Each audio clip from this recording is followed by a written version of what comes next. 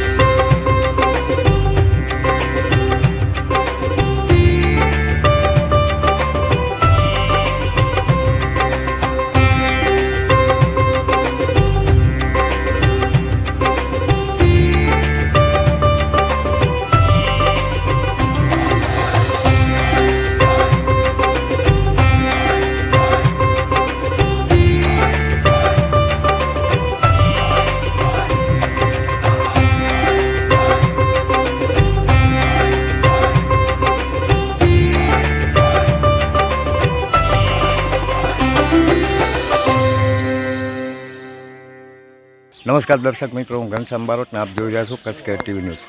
આ 250 થી 300 યાત્રાળુઓ આ બાજુ ચોટીલા જવા માટે અને આ બાજુથી મોમાઈ મોરા આવવા માટે અહીંથી નીકળતા હોય છે અને એ તમામ સેવાઓ અહીં પ્રોવાઈડ થતી હોય છે। આ મેળક બેટ છે એટલે આપણે વર્ણેશ્વર જાગીરના મહાન શ્રી શુભમગીરી બાપુને મળશું। બાપુ શું કહેશો ખાસ તો આ બેટ વિશે? આ વર્ણેશ્વર દાદાનું મસ્તક વરણુ જગ્યામાં છે, અંગ અડધું મેડકમાં, અહીંયાથી વેણુ મોટી જગ્યાથી 10 કિલોમીટરમાં છે। ત્યાં ચૈત્ર મહિનામાં ખૂબ પબ્લિક મોમાઈ મોરા, વસરાજ દાડા, ચોટીલા ચામુંડમાં જાય છે। એમાં સ્વર્ગીય બાબુભાઈ મહાદેવભાઈ પરમાર, સવાજી મહાદેવાજી પરમાર એમના તરફથી 15 દિવસ સતત ત્યાં ભોજન, શેલડીનો રસ બધું હોય છે। અહીંયા 12 મહિના પૂજા પાઠ મહાદેવભાઈ દેસાઈ કરે છે। શું કહેશો દિલીપભાઈ? આ એક ધાર્મિક એવી જગ્યા છે કે અહીંયાથી યાત્રીઓ ઘણા બધા યાત્રો ચોટીલા, ધાંગધ્રા ઘણા બધા અહીંયાથી પસાર થાય છે અને એક એવી જગ્યા છે સવાજી મહાદેવાજી પરમાર એ પરિવાર વર્ષોથી અહીંયા સેવા કરે છે ને આ એમના દીકરા છે લાભુજી સવાજી પરમાર। એમની તો તમે વાત જ ન કરો કે ભગવાને એને એટલું બધું આપ્યું છે અને એટલું બધું અન્નવેરામાં વાપરે છે અને એના માથે ભગવાનની મહેરબાની છે દાદાની। અને આ એવી એક જગ્યા છે અને એમને પણ ભગવાન ઘણું આપે છે। મેળક બેટની અંદર વર્ષોથી સવાજી મહાદેવાજી પરમાર પરિવાર દ્વારા છેલ્લા 15 વર્ષથી યાત્રાળુ માટે અન્ન ભોજન 15 દિવસનું અને આખા પરિવાર સાથે અહીં રહી અને સેવા કરે છે. દાદો વર્ણેશ્વર એમને ખૂબ આપે એવા દાદા પાસે પ્રાર્થના. આખા પરિવાર સહિત લાભુજી જ્યારે સેવામાં રહેતા હોય એમના ભાઈઓ છે અને આખો એમનો પરિવાર છે. ક્યાંક ને ક્યાંક એમ ચોક્કસપણે કહેવું પડે કે અમાસથી જ્યારે આ ચાલુ થાય ત્યારે આખા રણમાં કીડિયાનું પૂરવામાં આવે છે.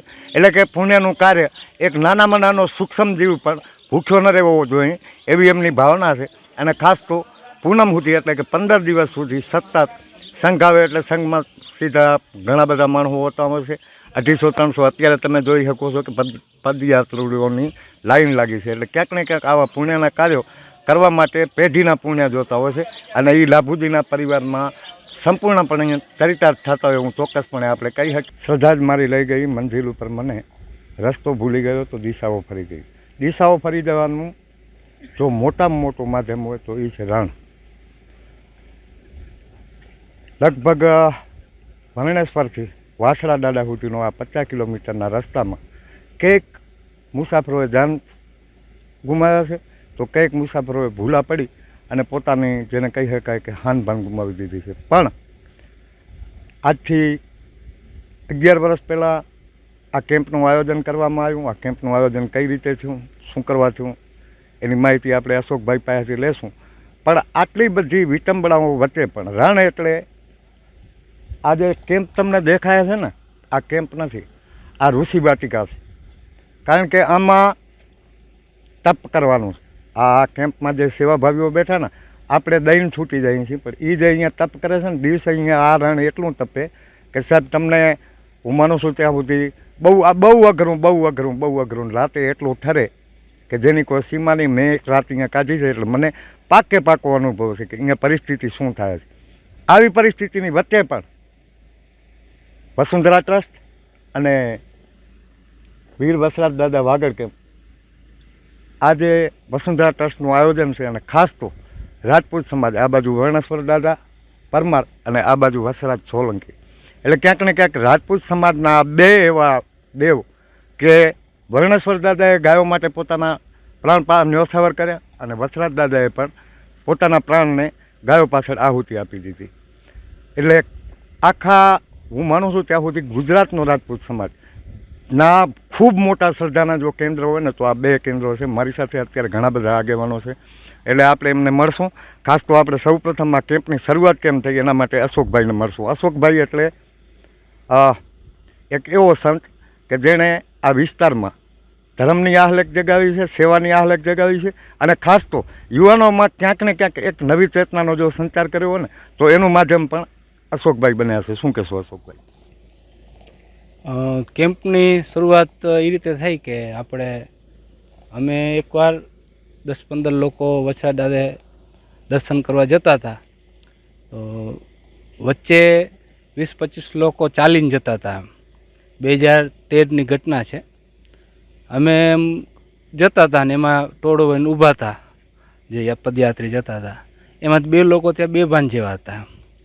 અમે ત્યાં પહોંચ્યા તો એક ભાઈ ત્યારે ને ત્યારે અમે એક આંચકી લીધી, લગભગ તો ત્યાં જ એ ગુજરી ગયા હશે. એમ પછી ત્યાં એક ગાડીમાં અમે લઈ જઈને એને આડેસર દવાખાને લઈ ગયા. ત્યારે ડૉક્ટરે કીધું કે અહીંયા ભાઈ હવે એમાં જીવ નથી. એમ ત્યારે આમ મગજમાં થયું એમ કે આડેસરથી વછરા દાદાનું અંતર છે રણનું એ 60 કિલોમીટરનું થાય છે. પ્લાસવાથી અને આડેસરથી જઈએ અને વચ્ચે ક્યાંય ઘાસનું તણખું જોવા નથી મળતું અને બપોરના ટાઈમે ઉપર તાપ અને નીચે એકદમ ધગધગતી ધરતી. ત્યારે વિચાર આવ્યો આમ કે આપણે રોડ ઉપર તો કેમ્પ કરવા અઘરા જ છે રોડ ઉપર, તો આ રણમાં તો એનાથી પણ અઘરું છે. પણ છતાંય સંકલ્પ લીધો હતો કે આપણે અહીંયા રણમાં કેમ્પ કરશું. એમ તો આપણે ભીમાસરના પ્લાસવાના યુવાનો બધાએ મળીને કાનમેર કે એવા બધાએ ગામના વિચાર્યું કે આપણે શું કરવું જોઈએ. તો એ વાતના 2 વર્ષ નીકળી ગયા અને 2015થી આ નાના પાયે ભીમાસરના સહયોગથી એ સમયે ભીમાસરની ટીમ સક્રિય એમ અને નવીનભાઈ એમાં ખાસ કે ભેગા રહીને આ કેમ્પ ચાલુ કર્યું આપણે. આપણો કેમ્પ છે એ આડેસર અને વચરાજની વચ્ચે 30 કિલોમીટરને અંતરે વચ્ચોવચ થાય છે. તો એ રીતે આપણે કેમ્પની શરૂઆત થઈ. જી, ખાસ તો અશોકભાઈ વાત નીકળી છે એટલે છેલ્લા 11 વર્ષથી ઘણા બધા યાત્રાળુઓએ આ કેમ્પની મુલાકાત લીધી હશે, પણ હમણાં જે છેલ્લા 8 દિવસથી કેમ્પની શરૂઆત થઈ છે ત્યારે અત્યારે કેટલા લોકોએ મુલાકાત લીધી, કેટલા લોકોએ ભોજન કર્યું, ચા પાણી નાસ્તો તમારો સતત ચાલુ હોય છે 24 કલાક. અને ખાસ તો હમણાં જ મેં ક્યાંક અખબારોમાં વાંચ્યું હતું કે એક પરિવાર કાંક ભૂલો પડ્યો હતો, એ પણ આપણા કેમ્પેથી જ એને રસ્તો મળ્યો. શું કહેશો? એટલે આમ દરરોજ 100-125 લોકો સાંજ સુધી 2 ટકના ભોજન થાય છે. ચા પાણી નાસ્તો એ 24 કલાક જ્યારે પણ આવે ત્યારે. અને જે ચાલીને ચાલે છે એ એવા 60-70 લોકો દરરોજ અહીંથી ચાલતા હોય છે. અને એ ચાલીને એટલે ક્યાં ઠેઠ ભુજથી, નખત્રાણાથી, મુંદ્રાથી લગભગ અહીંથી પણ 200 કિલોમીટર દૂર છે. એટલા ચાલીને પગપાળા જ્યારે આવે છે, આપણે એને જોઈએ છે ત્યારે એમ લાગે કે આ બપોરનો તાપ કાંઈ જ નથી. આપણે એની ચાલવાની જે ઈચ્છા શક્તિ છે એ જોઈને.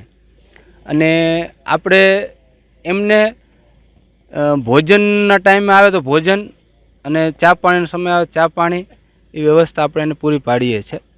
અને રણની અંદર ક્યારેક એવું બનતું હોય છે, ક્યારેક કોઈ ભૂલું પડે તો અત્યાર સુધીમાં 11 વર્ષ થઈ ગયા આપણે લગભગ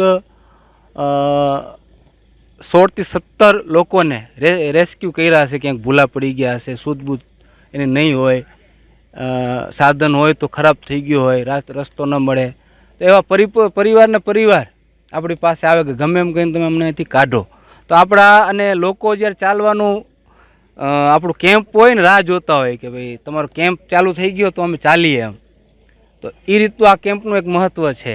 ભાઈ, વાત કરી આ કેમ્પની શરૂઆત કેમ થઈ, કઈ રીતે થઈ? અત્યાર સુધીમાં ઘણા બધા લોકોએ આ કેમ્પનો લાભ લીધો હશે. ખાસ તો 2 દિવસથી વરસાદની આગાહીના કારણે કદાચ થોડો ઘણો ફરક પડ્યો હોય, પણ મારી સાથે અત્યારે મેં જેમ તમને વાત કરી એમ આ બાજુ વીર વછરાજ દાદા છે સોલંકી, આ બાજુ વીર વરણેશ્વર દાદા છે પરમાર. મારી સાથે અત્યારે સોલંકી પરિવારના છેલ્લા 30 વર્ષથી પોતાના સરપંચ તરીકેના કાર્યકાળને આગળ વધારી રહેલા અને એક બિન વિવાદાસ્પદ રાજકારણી એટલે ભીખુભાઈ સોલંકી છે. ભીખુભાઈ સોલંકી તાલુકા કોંગ્રેસના પ્રમુખ છે અને રાજકારણી કરતાં માણસ બહુ ઊંચા છે. ખાસ તો ભીખુભાઈ, જ્યારે સોલંકી પરિવારના ઇતિહાસની વાત આવે, શું કહેશો વછરાજ દાદા વિશે?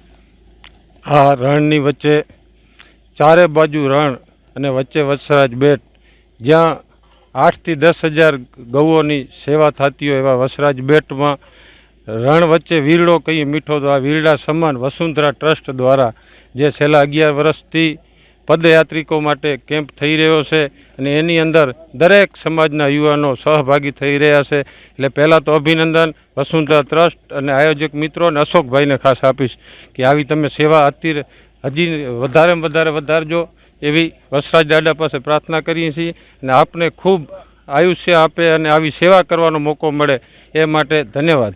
દર્શક મિત્રો, આ ભીખુભાઈ સોલંકી હતા. હવે મારી સાથે ભીમાસર ગામના જાણીતા દાતા, તાલુકામાં જ્યાં જરૂર પડી હોય ત્યાં ચારો દેવાની વાત હોય, વિદ્યાભ્યાસમાં બાળકોને કાંઈ પણ ખૂટતું હોય, ગામના વિકાસની વાત હોય અને એમાં ક્યાંય હાથ લાંબો કરવાનો હોય, સમાજના સમૂહ લગ્ન હોય કે કોઈ પણ જગ્યાએ કથા હોય, સપ્તાહ હોય, દેવી ભાગવત હોય કે સંતવાણીનું આયોજન હોય, તમને એક નામ કોમન લાગશે, વજાજી સોઢા એટલે કે પરમાર.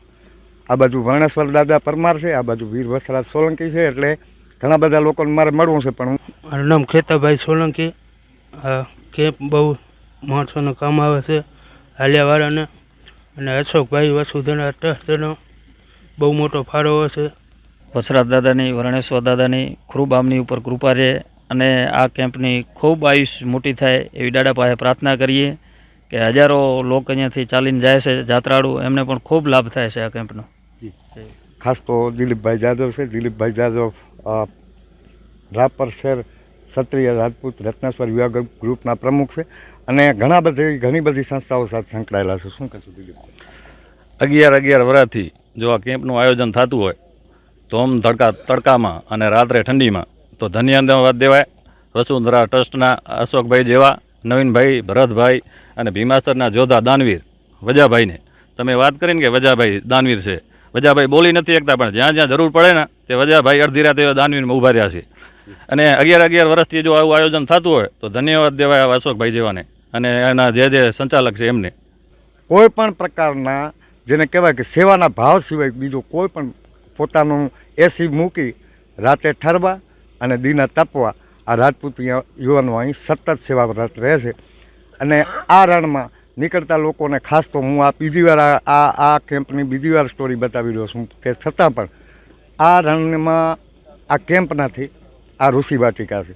અને ઋષિ વાટિકામાં જે આવે ને એને રસ્તો પણ મળે, જમવાનું પણ મળે ને આશરો પણ મળે. Ghanshyam Barot, Kutch care TV news, Vachhraj રણ.